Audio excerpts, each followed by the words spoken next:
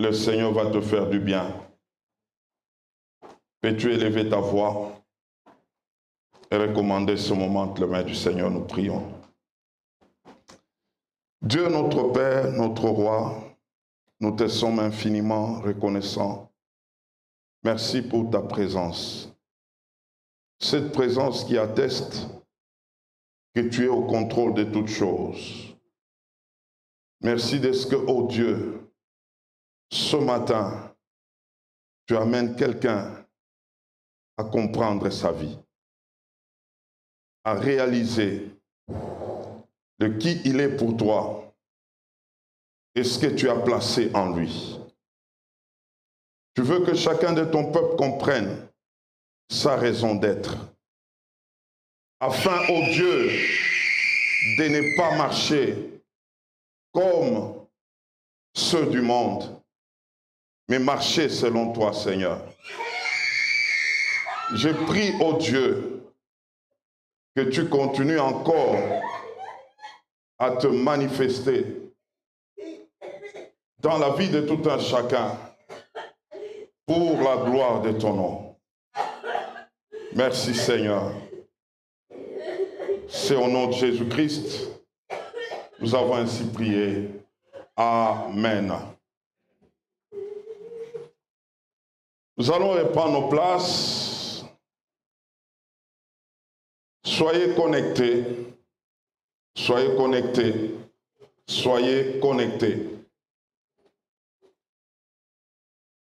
Nous sommes debout tous ensemble. Nous prenons Jérémie chapitre 29 et le verset 11.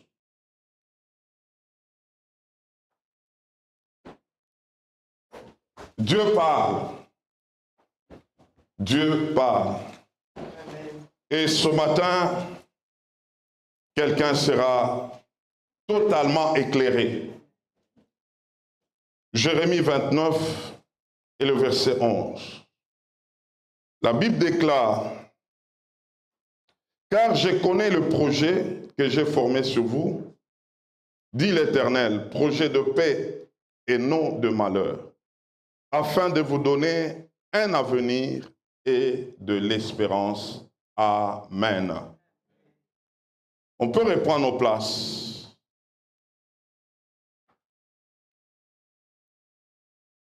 J'aimerais ce matin être très pratique et je veux que tu sois vraiment attentif.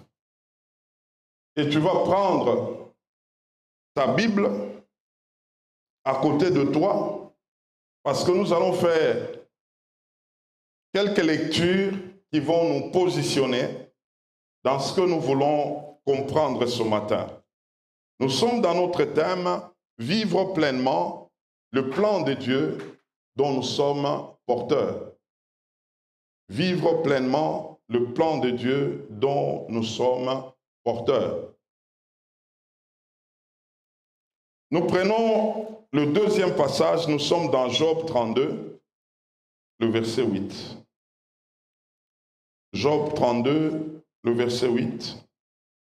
La Bible déclare: « Mais en réalité, dans l'homme, c'est l'esprit, le souffle du Tout-Puissant qui donne l'intelligence. » Psaume 84, le verset 6. Psaume 84, le verset 6. Heureux ceux qui placent en toi leur appui. Ils trouvent dans leur cœur de chemin tout tracé. Romains chapitre 1er et le verset 9. Romains chapitre 1er et le verset 9. Dieu que je sers en mon esprit dans l'évangile de son Fils, mes témoins, que je fais sans cesse mention de vous. Dieu que je sers en mon esprit. 2 Corinthiens chapitre 3, versets 2 à 3. 2 Corinthiens 3, du verset 2 au verset 3. C'est vous qui êtes notre lettre écrite dans nos cœurs, connue et lue de tous les hommes. Vous êtes manifestement une lettre de Christ, écrite par notre ministère, non avec de l'encre, mais avec l'Esprit du Dieu vivant, non sur de tables de pierre, mais sur des tables de chair, sur les cœurs. Proverbe chapitre 31 et le verset 16. Proverbe chapitre 31 et le verset 16. Elle pense à un champ et elle l'acquiert. Du fruit de son travail, elle plante une vigne. Et enfin, du moins pour ce temps, Proverbe 23 et le verset 7. Proverbe 23 et le verset 7. Car il est comme les pensées de son âme. On peut s'arrêter là, la partie A. Vivre pleinement le plan de Dieu dont nous sommes porteurs. Aujourd'hui, tu comprendras comment Dieu traite avec l'homme jusqu'à lui donner, lui communiquer le plan dont il est porteur. L'objectif de ce matin, c'est que tu comprennes, que tu arrives à saisir le plan de Dieu dont tu es porteur. Dieu t'avait déjà conçu depuis l'éternité. Et lorsqu'il t'a préparé et qu'il t'a introduit maintenant dans ce monde, c'est pour que tu fasses ce à quoi il avait déjà écrit au-dedans de toi. Et ce matin, je prie que le Saint-Esprit te révèle. Et je suis sûr que tu comprendras ce matin.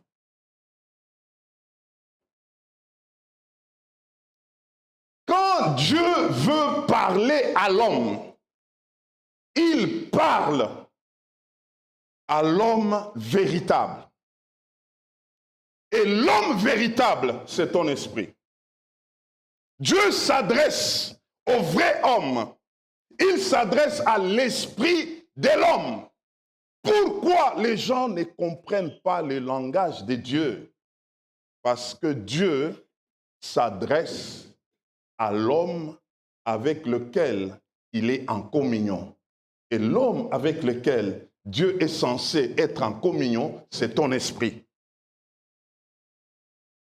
C'est pourquoi tous ceux qui ne connaissent pas Dieu ne peuvent pas capter le message de Dieu pour leur vie.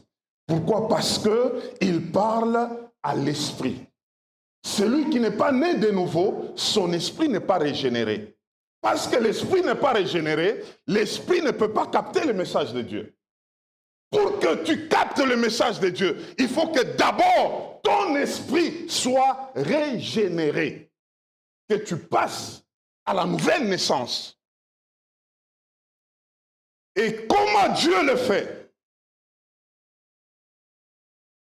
Dieu s'adresse à ton esprit, et ton esprit, qui est l'homme principal, il doit être apte au message de Dieu. Et Dieu, sa manière de parler, s'adressant à l'esprit, il le fait d'une manière brute. Dites avec moi, d'une manière brute. Proverbe chapitre 20, le verset 27, la Bible déclare que l'esprit de l'homme est la lampe de l'Éternel. Il pénètre jusqu'au fond de ses entrailles.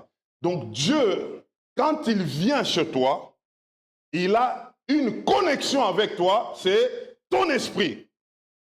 Et quand il parle à l'esprit, l'esprit devient éclairé.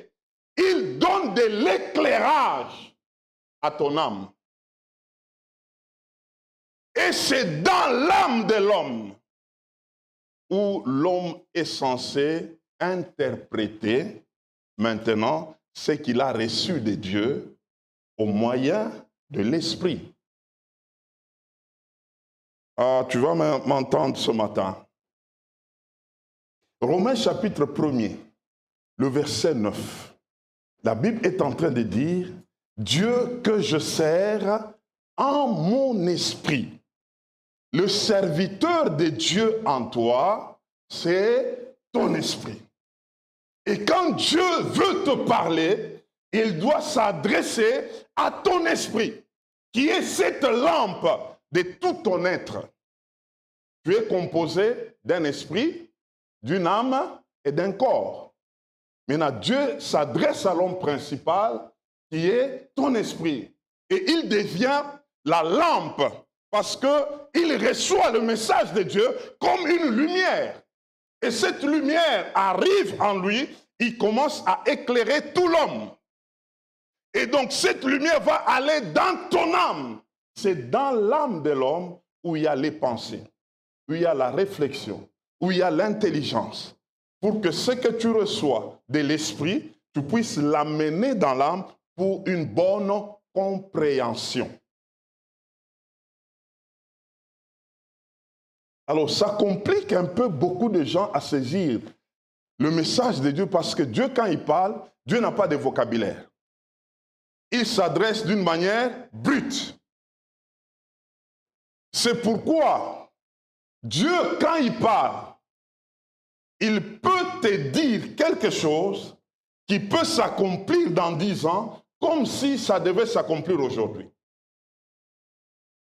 Parce que le langage de Dieu est dans un présent continu. C'est-à-dire quoi? Regardez Moïse. Moïse pose la question à Dieu. Mais tu m'envoies quand on me demande qui t'a envoyé? Dieu lui dit, tu leur diras que je suis t'a envoyé. C'est qu'aujourd'hui, si Pharaon lui pose la question, qui t'a envoyé? Il répond à Pharaon, je suis m'a envoyé. Demain, qui t'a envoyé? Il s'appelle je suis. Donc lui, il est toujours au présent. Alors c'est pourquoi il y a de ceux-là, ne connaissant pas comment Dieu parle, ne connaissant pas comment interpréter le langage de Dieu, ils tombent dans beaucoup d'erreurs. Dieu parle au présent, mais un présent continu. Tu dois l'amener dans ton âme pour la réflexion, pour la compréhension, afin d'amener le message dans le temps et dans l'espace. Même le temps est géré par Dieu. Dieu n'est pas en dehors du temps, plutôt Dieu est en dehors du temps, le temps est en Dieu. Le temps a été créé par Dieu. C'est pourquoi il est le maître des temps et des circonstances. On ne peut pas les limiter dans le temps. C'est lui qui gère le temps. Il est au-dessus du temps. Je sais que je suis en train de poser des bases, on va se comprendre. Et ce matin, tu partiras de ces lieux éclairés. J'ai dit à quelqu'un, tu partiras de ces lieux éclairés. Tu seras éclairé.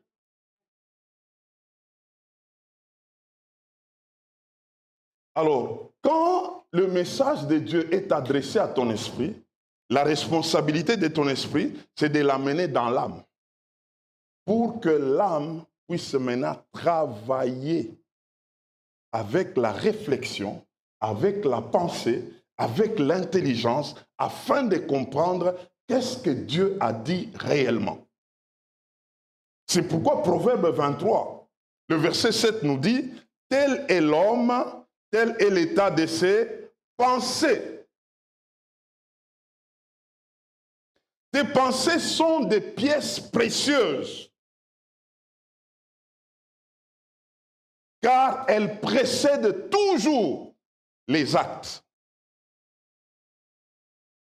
Tu peux arriver quelque part dans tes pensées avant que ton corps physique n'arrive.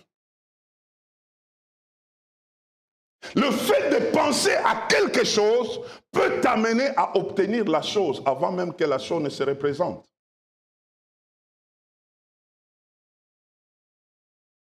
Vous savez, on a présenté à Jésus le 10 commandements. On lui dit, qu'est-ce que tu nous dis parlant du premier commandement et comment est-ce qu'on peut l'interpréter? Il a parlé, tu aimeras ton Dieu de tout ton cœur. Il y a eu autant de commandements, mais il y a un commandement où on avait parlé concernant l'adultère. Tu ne commettras pas l'adultère. Mais Jésus lui dit, on vous a dit que vous n'allez pas commettre l'adultère. Mais moi, je vous dis, c'est lui qui regarde à une femme avec déjà l'intention de convoiter, il a déjà commis l'adultère dans son cœur. C'est le niveau de pensée. C'est à quoi tu peux penser, tu peux déjà accéder. C'est pourquoi la pensée, elle est une pièce très importante dans la vie de l'homme. On te parle à ton esprit, l'esprit communique à la pensée, c'est à la pensée de saisir. Quand la pensée saisit quelque chose correctement, tu as la chose. Ah, tu vas comprendre. Et c'est par là que beaucoup ne travaillent pas leur dimension de pensée. Comment la pensée doit être apte à saisir le message qui vient de l'esprit. Amen. Amen. Ah, on va voir maintenant cela. Comment fonctionne ton système de réception? Parce que c'est dans la pensée où tu dois recevoir, où tu dois capter le message qui vient de l'esprit. Si tes pensées ne savent pas travailler à ça, le système des récepteurs de tes pensées n'est pas à la hauteur, tu ne comprendras pas le message de Dieu. Et donc, comment doit fonctionner le système de pensée, le système de réception? C'est dans la pensée où il y a les capteurs du message. Parce que la pensée doit l'interpréter avec la réflexion, avec l'intelligence. Mais comment ça fonctionne? Alors, je vais vous donner encore quelques versets. Josué chapitre 1er, le verset 8. On nous dit quoi? Quelqu'un peut m'aider à ça? Que ce livre... Oui, et puis continue.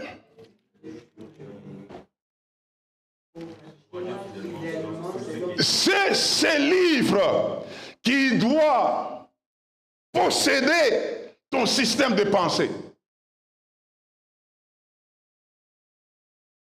Pour que tu sois en mesure de capter ce que Dieu te communique. Je vous ai donné Josué 1, 8, et nous prenons Psaume 1, de 1 à 3. Écrivez encore Proverbe 22, 17 à 21, Ésaïe 34, 16, 1 Corinthiens 2, 15 à 16. Ça, nous allons lire. Je disais Psaume 1, 1 à 3, Proverbe 22, 17 à 21, Ésaïe 34, 16, 1 Corinthiens 2, 15 à 16. Quelqu'un va comprendre ce matin. J'insiste. Quelqu'un va comprendre ce matin. Psaume 1, 1 à 3. Heureux l'homme qui ne marche pas selon les conseils de méchants. Pas marcher avec le méchant. On descend. Qui ne s'arrête pas sur la voie des pécheurs. Ne pas s'arrêter. Qui ne s'assied pas en compagnie de mon cœur. Ne pas s'asseoir là où il y a des moqueurs. Ils ne vont pas amener ton système de pensée à bien penser. Mais qu'il trouve son plaisir dans la loi de l'Éternel. Et qu'il la médite jour et nuit. 3. Il est comme un arbre planté près d'un courant d'eau. Le courant d'eau ici, c'est le Saint-Esprit. Quand on parle de courant, il y a des vagues, c'est le Saint-Esprit qui donne son fruit en sa saison et dont le feuillage ne se flétrit point. Amen. Écoutez la suite maintenant. On nous dit quoi? Tout ce qu'il fait, lui réussit. Nous lisons maintenant 1 Corinthiens 2, 15 à 16. Lorsque ton système de pensée ne fonctionne pas normalement, correctement, tu ne peux pas capter le plan de Dieu dont tu es porteur.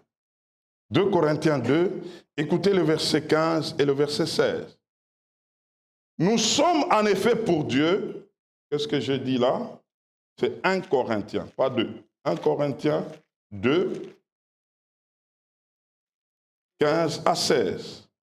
L'homme spirituel, au contraire, juge de tout.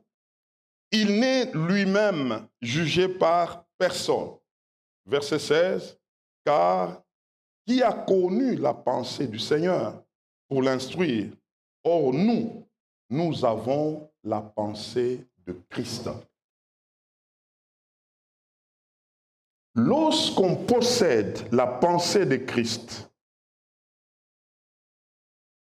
on peut interpréter les plans de Dieu dont nous sommes porteurs. Et quelle est la pensée de Christ?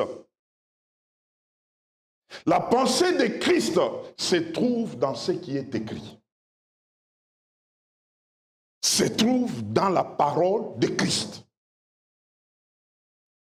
Alors, lorsque tu commences maintenant à connecter ton système de pensée à la pensée de Christ, c'est que tu commences déjà à t'approcher du langage de Dieu. C'est pourquoi Philippiens 4, le verset 8, est en train de nous amener à comprendre que tout ce qui est correct doit faire l'objet de nos pensées.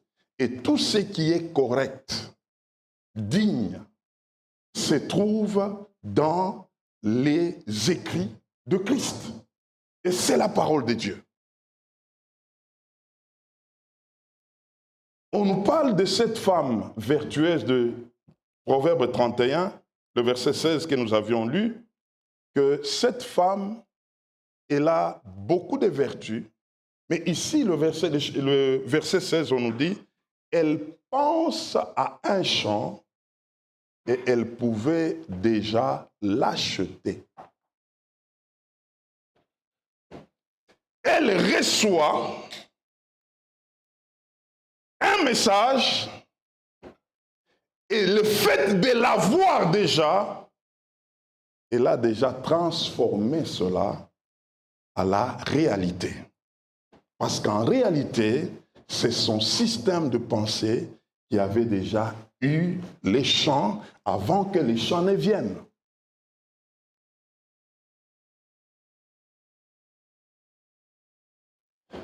Donc tout s'est passé au-dedans d'elle.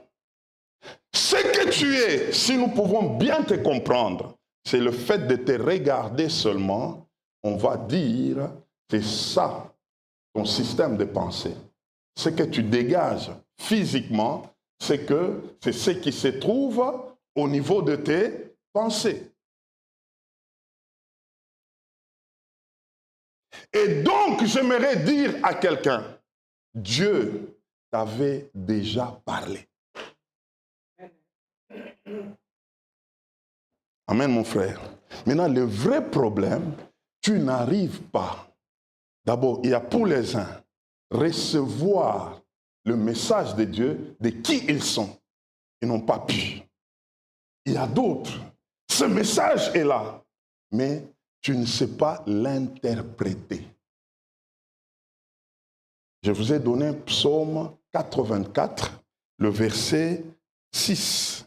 Heureux l'homme, heureux ceux qui s'appuient ou qui placent en toi, qui placent au Saint-Esprit, leur appui. Résultat, on nous dit quoi? Ils trouvent dans leur cœur des chemins tout tracés. Ici, le cœur, c'est ton esprit. Il y a tout ce dont Dieu t'avait déjà préparé. C'est en toi. Est-ce que tu peux m'aider à dire à ton voisin, ce que tu cherches là, le plan de Dieu dont tu es porteur, c'est en toi. Alléluia. Le mari de ta vie est en toi. La femme de ta vie est en toi. Le travail dont Dieu avait préparé pour toi est en toi. Mais le vrai problème, tu n'arrives pas à décoder. Je veux t'aider ce matin à décoder. C'est en toi. Vous savez, quand nous avons lu avec vous 2 Corinthiens 3, 2 à 3, on nous dit, nous sommes une lettre déjà écrite. Et cette lettre-là, on l'a écrite sur nos esprits. Le plan de Dieu pour toi est écrit dans ton esprit. Si tu peux voir et tu commences à lire, ma sœur, c'est au-dedans de toi. Ce n'est pas en dehors de toi. C'est en toi.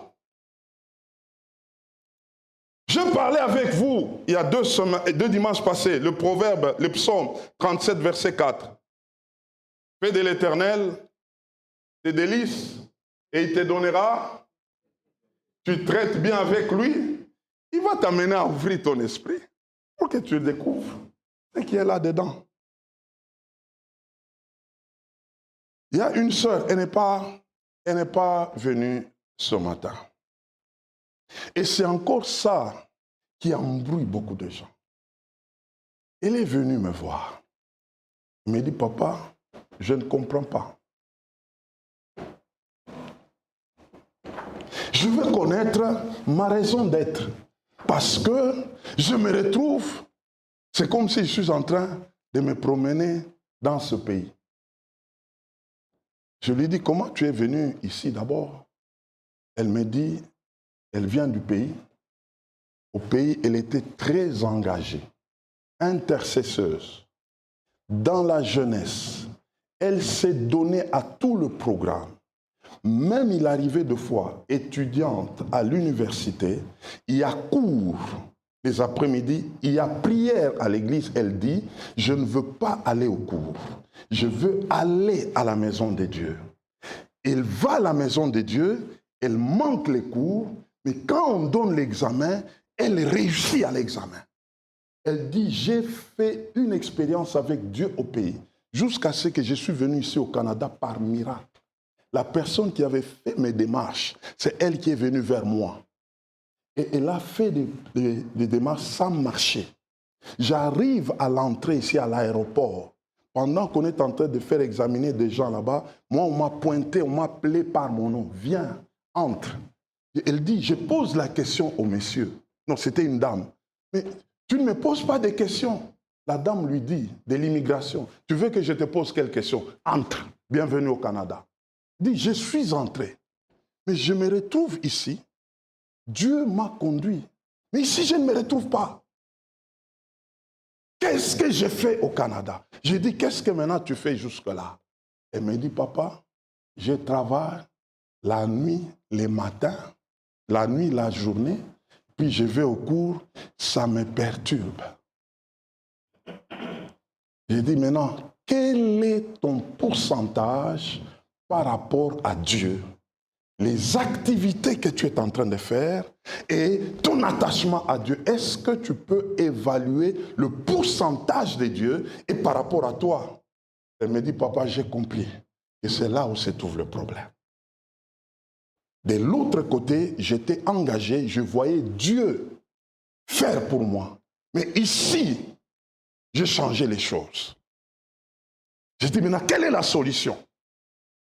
Si on parlait avec elle, elle me dit, la solution que j'ai trouvée, premièrement, d'abord, je dois arrêter un boulot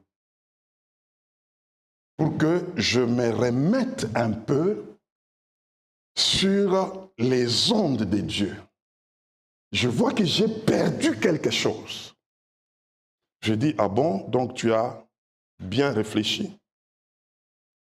Et finalement, elle me dira, et son père et sa mère sont des pasteurs au pays. Je dis donc, toi, tu es la fille d'un couple pasteur. Vous voyez comment est-ce qu'un milieu peut désorienter la vie de quelqu'un. Elle dit, je ne me retrouve pas. Mais autrefois, ce n'était pas comme ça. Vous savez, c'est là que beaucoup s'embrouillent. Maintenant, qu'est-ce qu'elle fait? La nuit, elle travaille. Le matin, la journée, elle travaille. Il y a les études. Maintenant, Dieu, c'est merci Seigneur, garde-moi au nom de Jésus. Amen. On se voit demain. Dieu n'a plus le temps. Qu'est-ce qu'elle a fait? Elle a détrôné Dieu.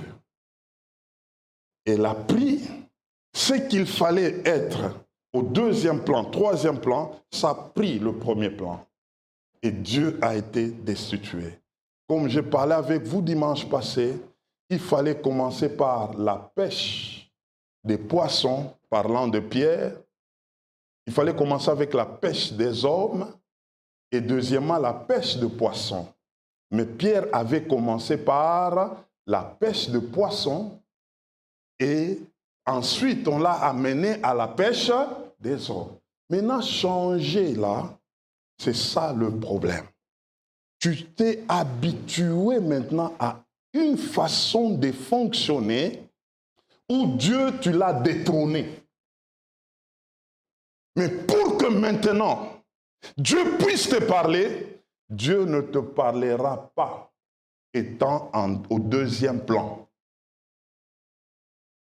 Dis à ton voisin, Dieu n'est pas deuxième. Il est premier. Si tu le mets au deuxième plan, tu n'entendras pas sa voix. Est-ce qu'on peut avancer? Amen. Pose un peu la question à ton voisin. Dieu a combien de pourcents par rapport aux autres activités que tu fais?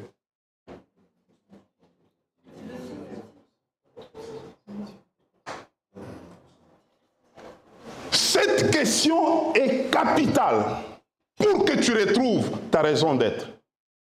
Il faut que tu arrives à comprendre clairement les pourcentages de Dieu par rapport aux autres activités. Si Dieu ne prend pas la première place, tu verras des brouillards en ce qui concerne le plan de Dieu dont tu es porteur. C'est pourquoi beaucoup de gens vivent, mais ne connaissant pas leur raison d'être. Parce qu'en réalité, Dieu n'a plus sa place. Alors aujourd'hui, je vais vous donner 2 clés qui vont nous aider à saisir notre raison d'être. Combien? 2. Et tu me suis attentivement, tu vas saisir cela. Premièrement, pour que tu retrouves ta raison d'être, tu dois remettre Dieu au premier plan. Tu dois remettre Dieu au premier plan. Écoutez mes frères, Genèse chapitre 1er, le verset 1. Apocalypse 21, le verset 6. Donc Genèse, le commencement, Apocalypse, la fin. Et Apocalypse se termine avec 22 chapitres. Mais ici, le verset du chapitre 21, avec Genèse 1.1, la Bible déclare « Au commencement, Dieu ». On peut s'arrêter là. Tout ce que tu entreprendras, il faut se rassurer qu'au commencement, qui est qui? Dieu.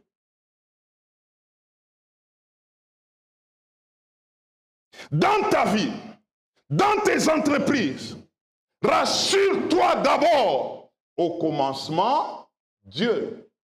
Et avec Apocalypse 21, il est en train de nous dire, il se présente comme étant l'alpha, qui veut dire le commencement. L'alpha et l'oméga, les commencements et la fin. Tu veux entreprendre quelque chose, rassure-toi d'abord que Dieu soit les commencements. Dieu doit prendre sa place. Mais malheureusement, nous sommes entrés dans un pays qui a détrôné Dieu. Il n'est plus au commencement de ta vie. On l'a remplacé. C'est déjà ça le problème que tu as. Il y a quelqu'un qui a remplacé Dieu. Il y a quelqu'un qui a pris la place de Dieu. Parce qu'il a pris la place de Dieu, Dieu ne parle pas au deuxième plan. Pour que Dieu te parle, il faut qu'il soit d'abord au commencement.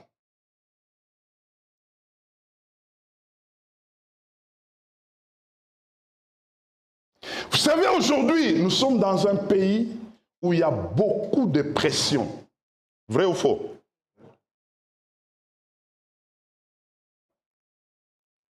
Lorsque tu as fait le choix du travail que tu as fait, tu avais tenu compte du commencement? Lorsque tu es dans une activité, tu as tenu compte du commencement? Que dans ce que je veux obtenir, je dois me rassurer que Dieu sera toujours au commencement.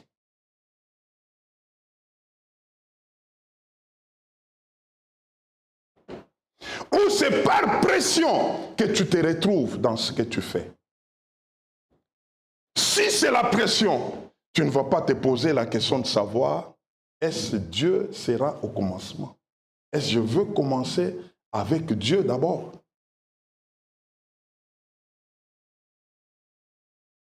C'est pourquoi Zacharie chapitre 1er, le verset 3 nous dit, « Revenez à moi et je reviendrai à vous. »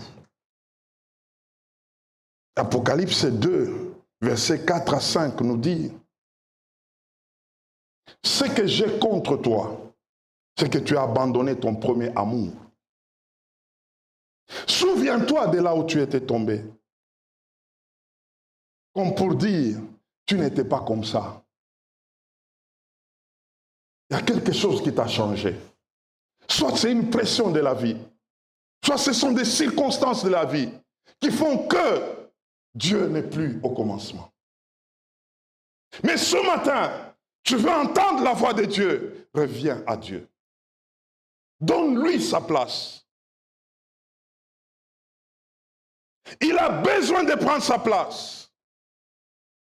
Le système de ce monde t'impose un rythme.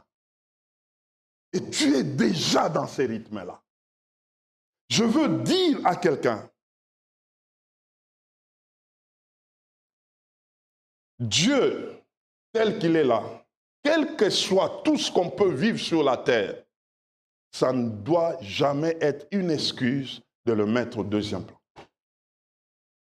Il restera toujours et toujours au premier plan. Tant que tu les mettras au deuxième plan, en disant, Seigneur, comprends ce que je suis en train de vivre, tu l'as détrôné. Parce qu'il est le premier, même si le système est comment, tu cherches à le mettre au premier plan. Je te dis ce matin, tu vas braver le système.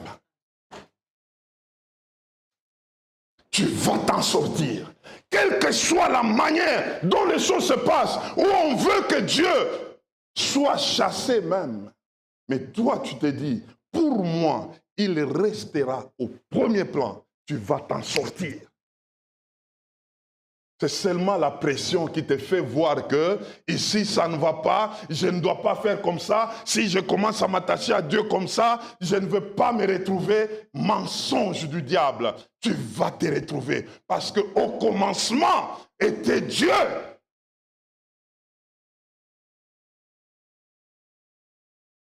Que ce système ne t'impose pas le rythme que tu dois prendre avec Dieu. C'est déjà ça le grand piège aujourd'hui. Ni la pression de la vie, ni le système actuel ne peut changer la manière de faire de Dieu. Il demeure toujours au top. Il maîtrise tout. Comprends cela. La première place doit lui revenir. Dis à ton voisin, quelle que soit la tempête, la neige, la première place doit revenir à Dieu.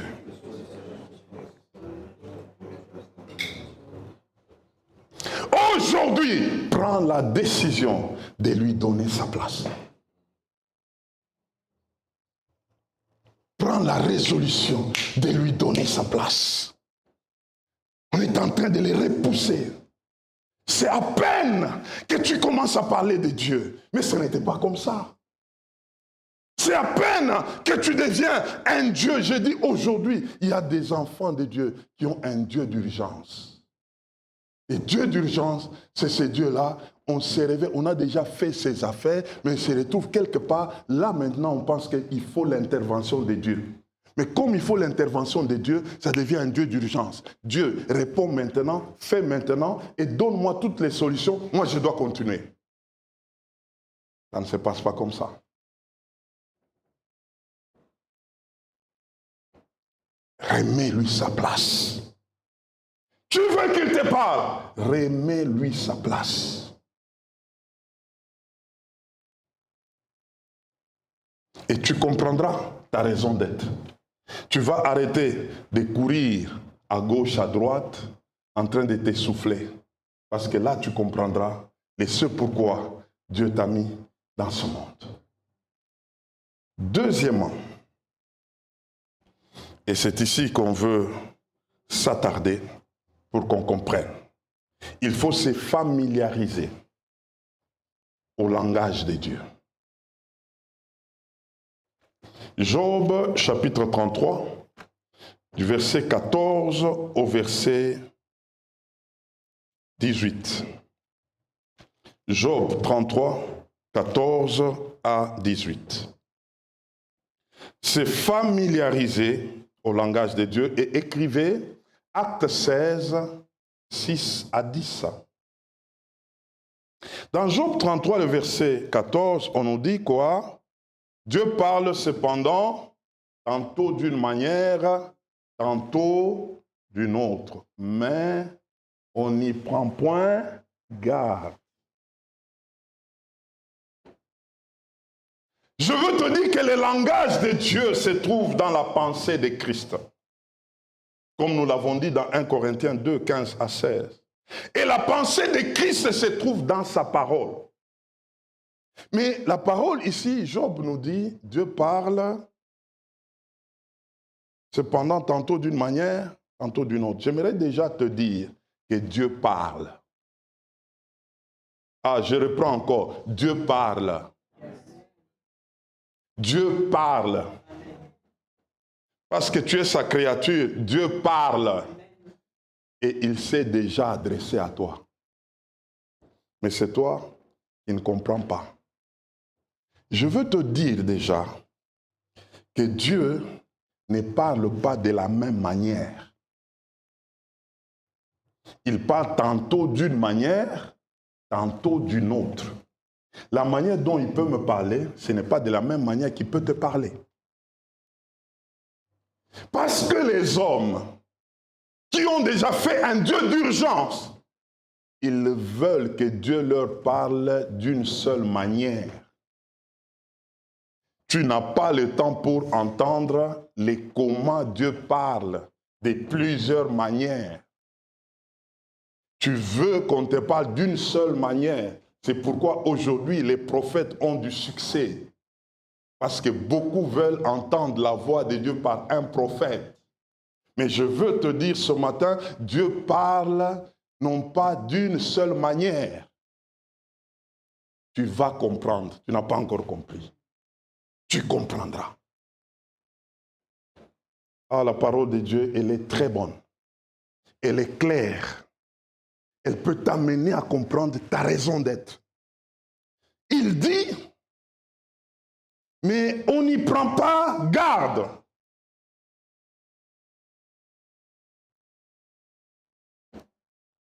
Parce que tu veux que Dieu te parle de ta manière, tu ne comprendras pas le langage de Dieu. Dieu ne peut pas te parler comme toi tu veux. Dieu doit te parler comme lui veut.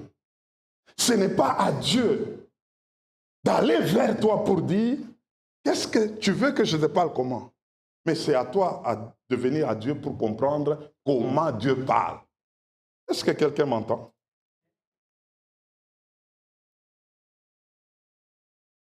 Dieu ne parle pas dans le bruit de la vie.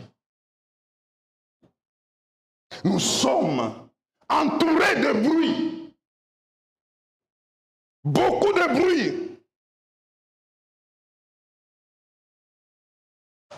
Et dans ce bruit-là, tu veux que Dieu vienne te parler. Tu es dans le bruit. Tu es dans le brouillard. Et dans ce brouillard, tu es en train aussi d'inviter Dieu. Parle-moi. Dieu ne parle pas comme ça. Il faut d'abord que tu sortes de ce bruit. Là, tu peux entendre la voix de Dieu. Il n'y a pas que Dieu qui parle. Le diable parle. Les hommes parlent. Et même toi-même, tu parles. L'environnement parle. Et c'est pourquoi le monde, dans son langage, le monde parle avec pression. Et dans ce brouhaha-là, tu n'entendras pas la voix de Dieu. Dans ce mélange-là, tu ne peux pas entendre la voix de Dieu. Et c'est pourquoi Job est en train de dire, Dieu a choisi son temps de te parler lorsque tu vas entrer en profond sommeil.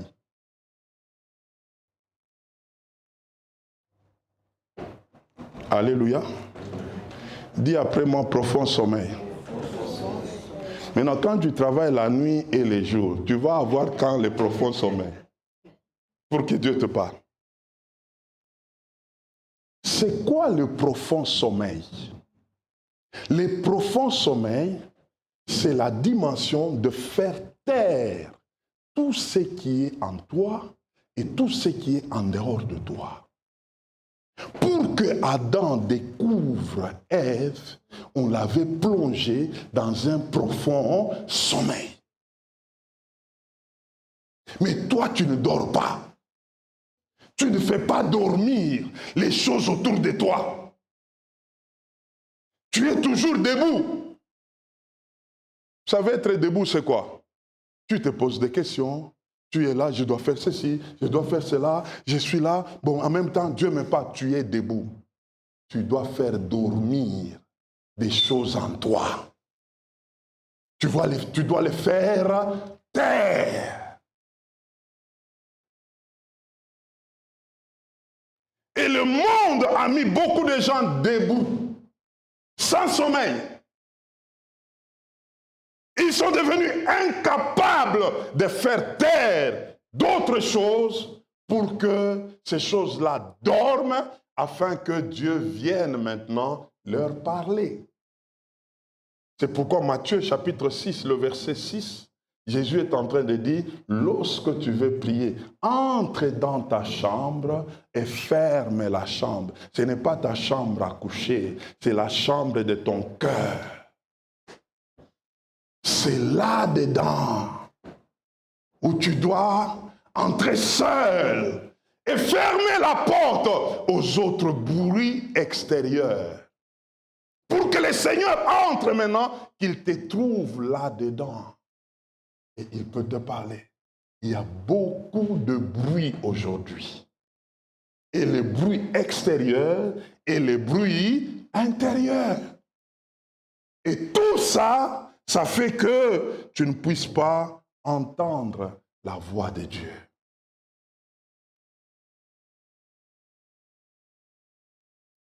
C'est pourquoi si tu te disciplines, même en journée, tu peux entrer en profond sommeil. c'est que tu as fermé toutes les autres portes en journée et tu laisses que la place de Dieu, Dieu peut te parler même en journée. Vous savez, il y a des gens qui ont des visions en plein jour. Pourquoi? Parce qu'ils ont déjà fermé les autres portes. Mais tel que tu es là, si tu ne fais pas dormir tes voisins qui sont en toi, ton environnement extérieur, tu n'entendras pas Dieu te parler. Et je te dis ce matin encore, Dieu t'a déjà parlé. Alors, on va comprendre avec ce texte que je viens de vous donner, et c'est par là que tu vas découvrir maintenant ce qui te concerne. Acte 16 dont nous avons parlé, il s'agit de l'apôtre Paul en mission. Mes frères, quand le Saint-Esprit m'a éclairé sur ce texte ici, j'ai compris que beaucoup de gens se retrouvent dans ce qu'ils ont comme problème de direction parce que, quelque part, ils ont pris de grandes décisions vite, sans entendre et comprendre. On va comprendre avec vous. Paul, en mission, c'est Dieu qui lui dit d'évangéliser. Mais ils veulent aller à un endroit, la Bible déclare que le Saint-Esprit a refusé. Mes frères, c'est pour aller évangéliser. Mais pourquoi le Saint-Esprit refuse? Ils se disent, ah, ici on a refusé, allons encore dans une autre direction. La Bible déclare pour la deuxième fois, l'Esprit les a empêchés. Maintenant, ils se sont dit, non, arrêtons-nous un peu, restons un peu, dormons un peu, faisons dormir ce qui se passe en nous. Pendant qu'il faisait dormir cela, Paul a vu un Macédonien qui est en train de les appeler pour dire « Venez ici, venez nous secourir ». Et la Bible dit, quand il a vu cela, il a conclu avec les autres que donc Dieu nous veut à Macédoine. Ce que tu fais, tu l'as fait par conclusion de ce que tu as déjà vu ou entendu.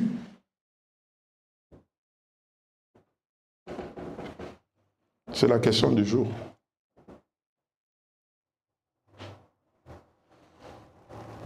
Tu as entendu quelque chose monter en toi. Tu as vu quelqu'un d'autre faire quelque chose comme toi. Tu te mets à le faire. Mais eux, ils ont conclu. Sur base de ce qu'ils ont examiné, de ce qu'ils ont entendu, de ce qu'ils ont vu.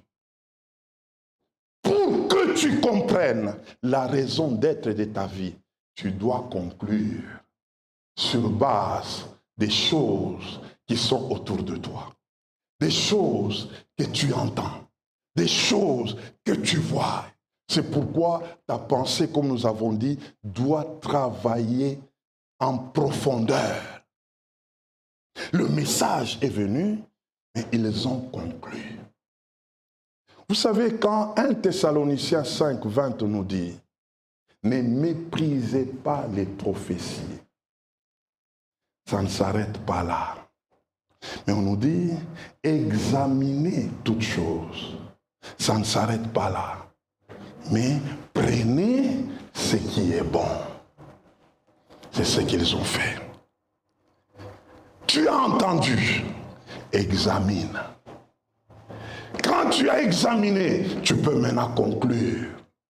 Et dans la conclusion, prends ce qui te convient. Regarde-toi ce que tu es. C'est à quoi tu fais. Tu es en train de prier. Regarde-toi, ton éloquence, ta façon de faire. Ce sont des ingrédients qui sont tout autour de ta raison d'être.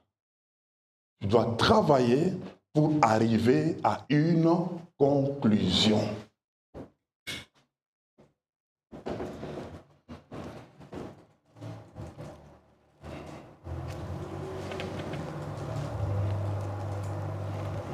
Après 2 refus, ils ont compris que non.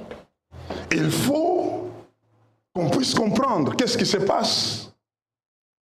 Et le Macédonien les a aidés à conclure que Dieu veut que nous fassions ça. Et toi aussi, les choix que tu as faits, est-ce que tu l'as fait par conclusion? D'une façon où tu as cherché à comprendre, et en fin de compte, tu pouvais comprendre et conclure. C'est de là que vient le système de pensée.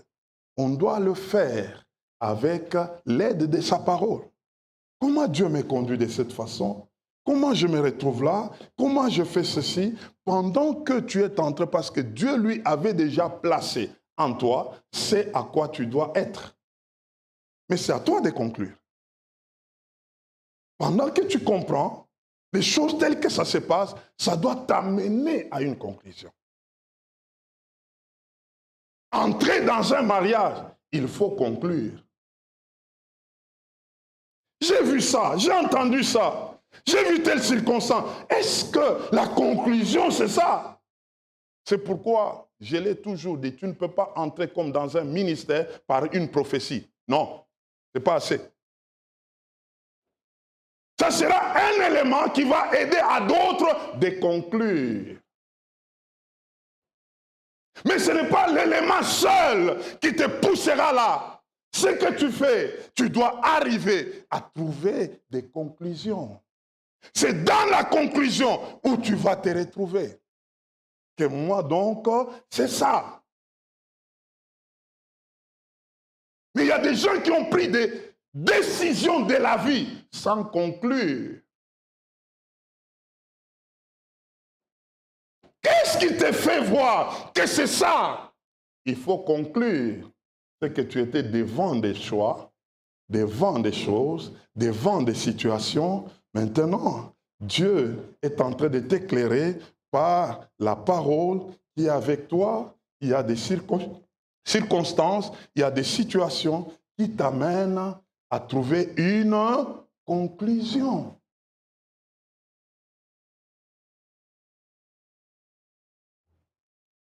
C'est pourquoi beaucoup se compliquent. Tu t'es engagé quelque part.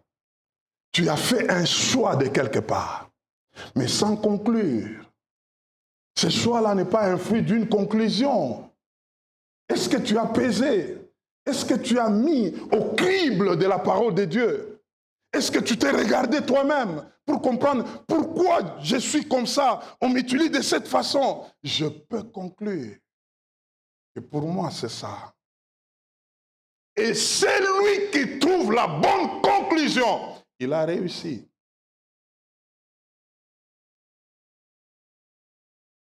Par définition, c'est quoi la conclusion? Demande à ton voisin. Par définition, c'est quoi la conclusion? On parle d'une conclusion lorsque les résumés, c'est un résumé d'un raisonnement.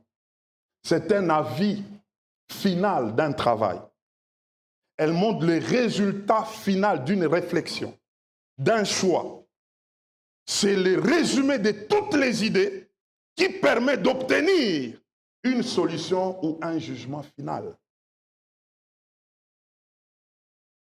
C'est le résumé de tout ce que l'on a conçu. C'est que tu dois passer à l'examen avant de conclure. Tu dois tester et dire, en fin de compte, j'ai trouvé. En fin de compte, c'est ça qu'il me faut. En fin de compte, Dieu me veut à ça.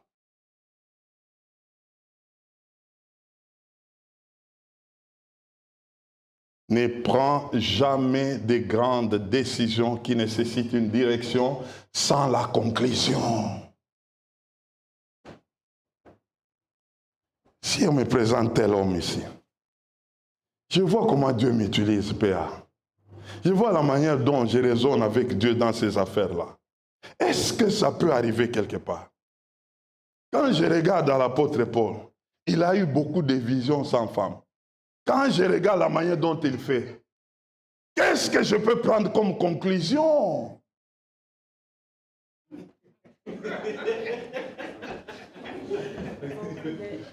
J'ai pris une décision par conclusion. J'ai compris par conclusion. Moi, je parle peu, mais je trouve que mon tel avec lequel je suis là, je suis à 1 et là à 10. Et puis, bon, quand je vais dire seulement comme ça, on me parle en français. Je vais faire comme ça. Bon, maintenant, la conclusion.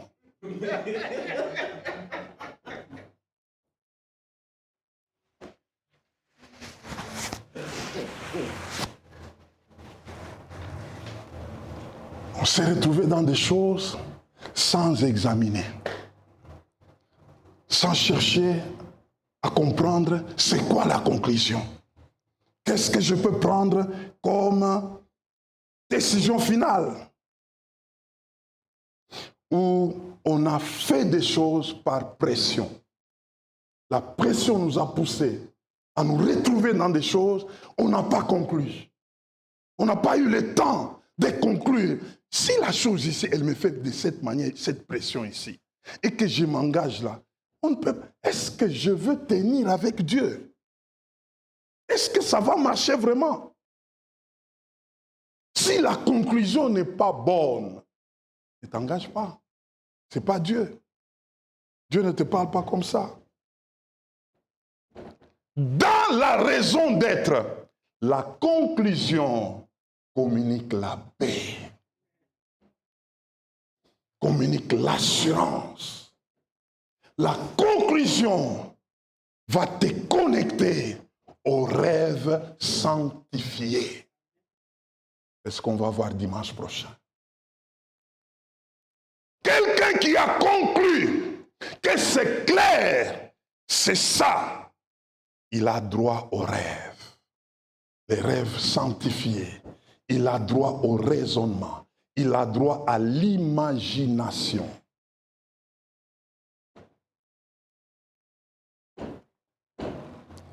Je vais clôturer avec vous, avec Proverbe 16, le verset 20. La Bible déclare, celui qui réfléchit sur les choses trouve le bonheur. Et celui qui se confie en l'Éternel est heureux. C'est dans la réflexion où tu as examiné les choses et tu as trouvé la conclusion. Et moyennant la conclusion, ce qui te reste, c'est le succès. C'est l'épanouissement, c'est l'avancement. Et c'est de là que viendront des idées. J'ai dit Proverbe 16, le verset 20. Est-ce qu'on a compris quelque chose? Non, moi, je vais terminer pour te dire, là où tu te trouves, c'est le fruit d'une conclusion ou c'est le fruit d'une pression?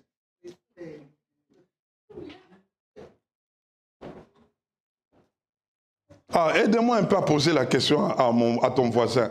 Là où tu te trouves là, c'est le fruit d'une conclusion ou c'est le fruit d'une pression?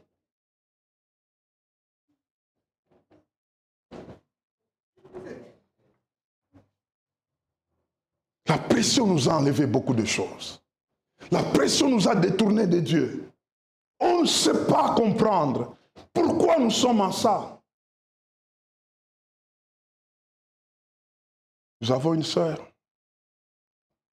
Elle se retrouve maintenant là quelque part. En train de travailler, on ne sait pas la voir. Et c'est compliqué. Qu'est-ce qui a fait ça? La pression. La pression. Mais or, si elle pouvait conclure, elle pouvait dire, non, pas ça d'abord. Je dois rester là où je suis. Alors, je vous donne ce message parce que Dieu est en train aussi de me parler. Ce monde, ce pays m'a fait beaucoup de pression. Beaucoup de pression où je pouvais me retrouver là où je ne devrais pas me retrouver à cause de la pression. Mais heureusement, par la grâce de Dieu, je me suis ressaisi.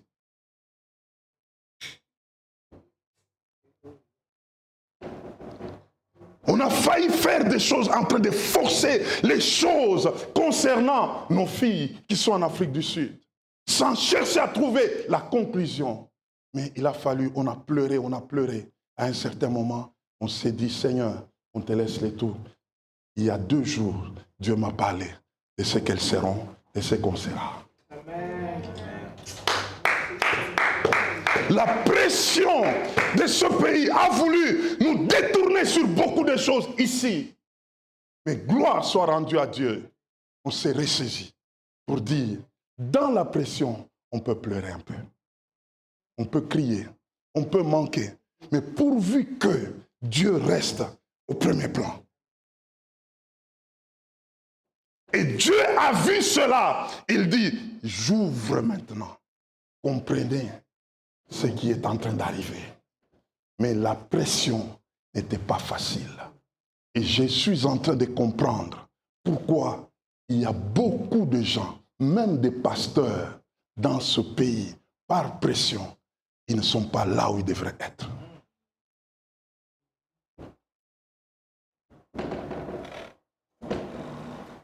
La pression fait que tu n'arrives pas à conclure. On te refuse la conclusion. Est-ce que tu es appelé à faire ça? Tel que toi tu es là. Est-ce que tu es appelé à ça? Est-ce que ça va aller avec ton tempérament? Est-ce que ça va aller avec ta façon d'être? C'est tout ça que ce pays refuse aux gens pour qu'ils n'arrivent pas à conclure. Et la plupart des conclusions, c'est par pression. Et comme c'est par pression, tu n'arrives plus à entendre ta raison d'être. C'est pourquoi cette jeune fille, elle m'a dit, je travaille, je fais ceci, mais je me pose la question, qu'est-ce que je suis venu faire ici au Canada? Mais tu travailles, tu étudies, c'est ça. Je ne vois pas ça. Parce que je vois comme si je suis en train de battre de l'air. Je veux savoir c'est quoi. Dieu a été détrôné. Dieu, 2, tu n'as pas conclu. Ta conclusion n'a pas été bonne.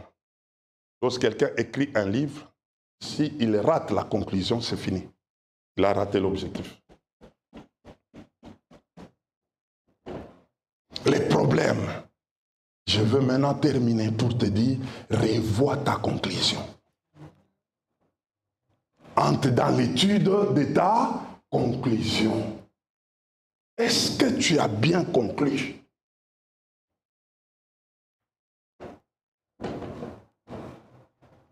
Ah, vous me faites peur, vous me regardez. Que Dieu vous bénisse. Que Dieu vous bénisse. Que Dieu vous bénisse. Que Dieu vous bénisse.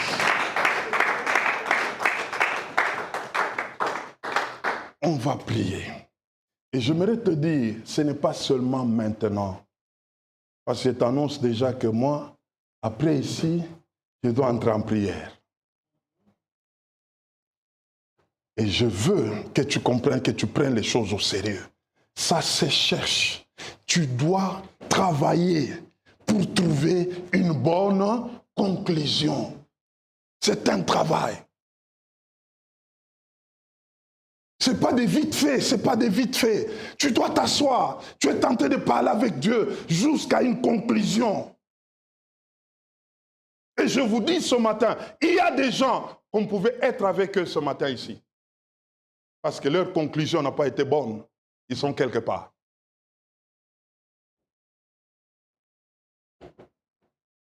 Je veux ce matin qu'il y ait un déclenchement d'un travail profond dans la vie de tout un chacun.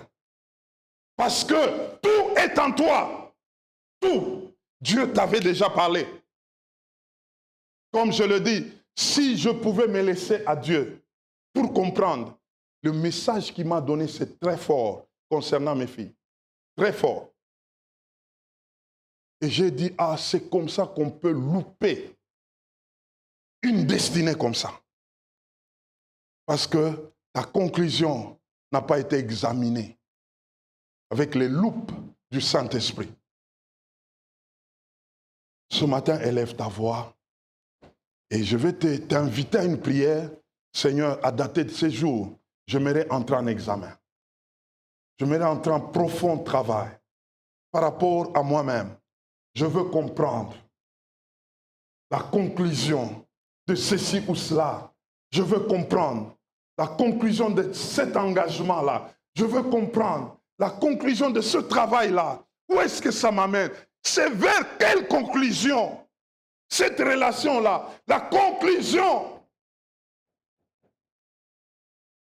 Ah, c'est un travail qui commence.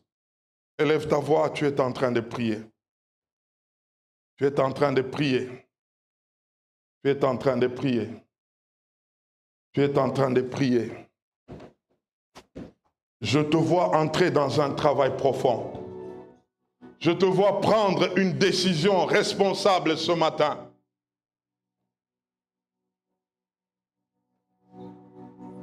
Je te vois réfléchir sur ce à quoi tu te retrouves maintenant.